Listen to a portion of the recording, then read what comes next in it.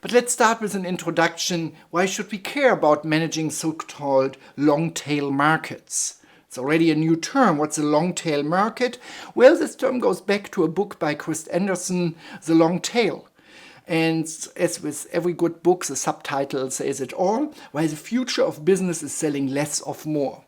Traditionally in business, we focus on the head of the tail, meaning the so-called bestsellers or A product. As what we have here is a variety in a range of a market. Let's say this is a market of books, and then here's the popularity of one variant in that market, and these are exactly these bestsellers. And then traditionally we know that the majority of the sales in a market really just are captured by a few products, while we still have to carry a long tail of variants that are produced a couple of times every year, but which traditionally were just considered as a big cost. However, Chris Anderson, the author of this book, The Long Tail, proposed that thanks to digitalization and other trends, there's also a lot of profit in the long tail. And he shares the example of Amazon.com. At Amazon, they carry about 4 million books, probably it's even more today. And while by definition only few of those are bestsellers, he shows that the majority of the profits, not the revenues, but the profits of Amazon's in the book-selling market actually comes from these long tail of books. Why?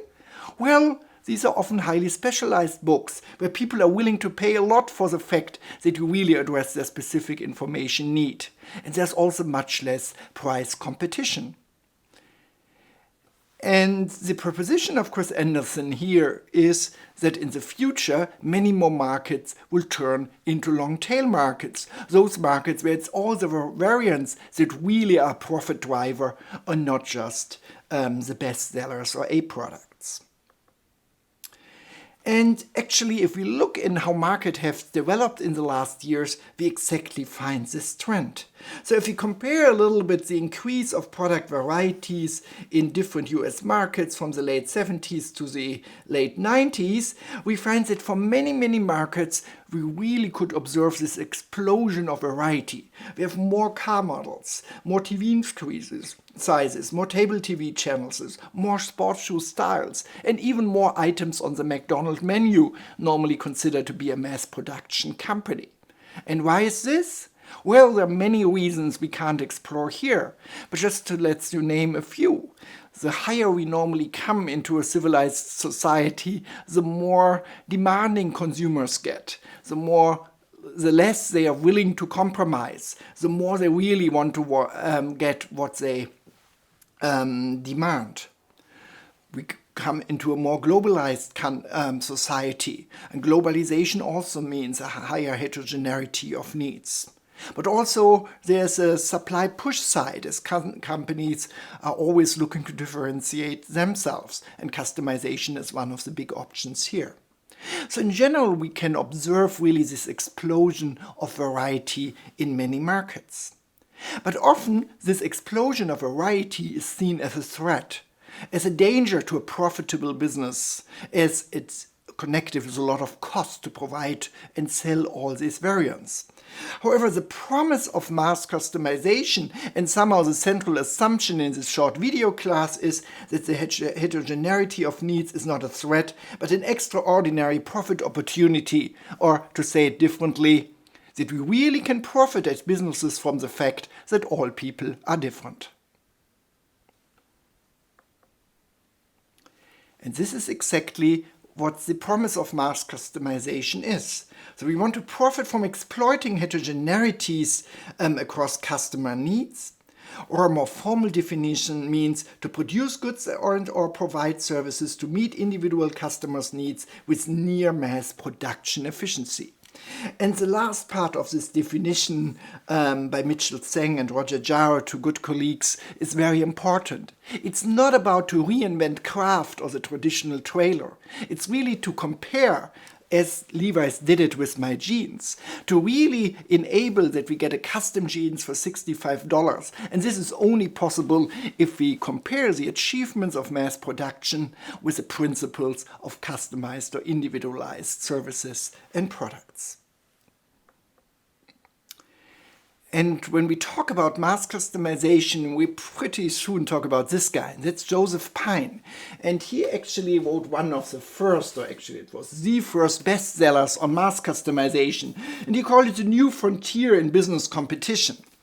And Joseph Pine was a student, a master's student on the executive level at MIT. And coming from his experience at IBM, he saw the abilities of a modular product architecture to really serve heterogeneous customer markets at this time of mini computers by a modular approach and really come up with an efficient customization of these computers. And he really not coined the term, but really made the concept popular. But he refers to Stan Davis, a consultant and writer, also living in Boston nowadays.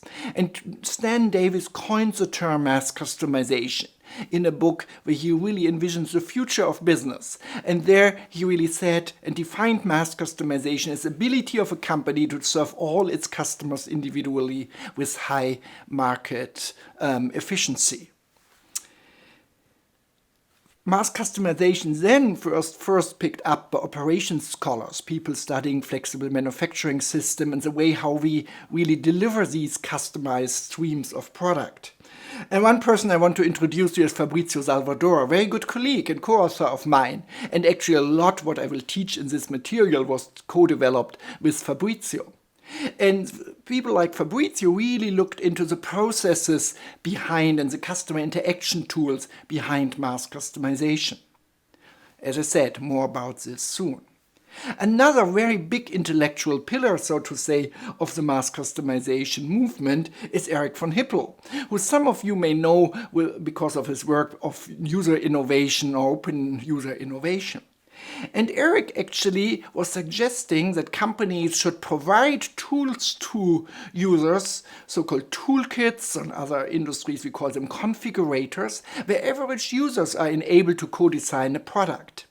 And this basic idea then was taken up by Nikolaus Franke and his scholars, students and other colleagues who really studied the way how customers, average customers, users, both in B2C and B2B market, interact with these toolkits. And out of this came an entire theory or different approaches on how to mass customize. And together with Fabrizio, we developed a framework of 3 core mass customization capabilities, which I want to introduce in this video module as well, which we believe companies have to achieve to mass customize efficiently.